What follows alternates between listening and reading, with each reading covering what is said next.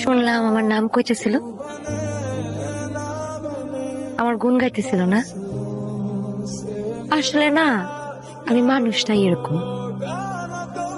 আপনি যদি কিছুদিন আমার সাথে মেশেন, আপনিও আমার প্রশংসা করবেন। আপনি আব্বারে না কইছেন কেন?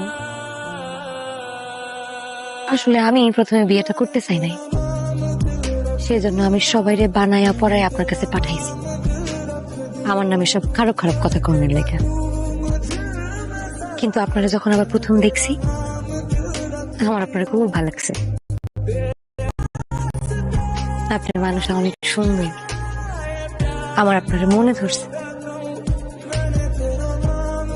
সেই কারণে আবার সবাইরে রিকোয়েস্ট করে আপনার কাছে পাঠাইছে যে আগে সব যা কইছে সব মিথ্যা কথা কইছে।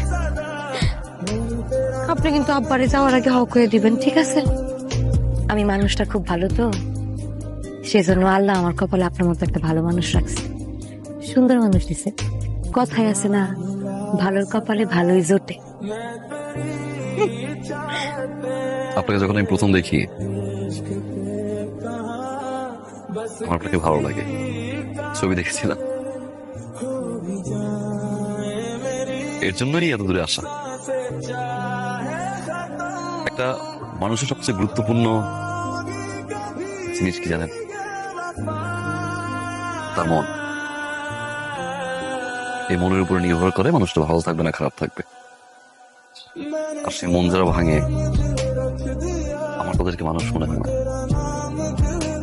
আপনার কাছে রূপের সৌন্দর্যটা অনেক কিছু মনে হতে পারে, আমার কাছে না। আমার কাছে মানুষের আসল সৌন্দর্য হচ্ছে তার মন। আমি বিয়েটা করতে পারবো না। সরি।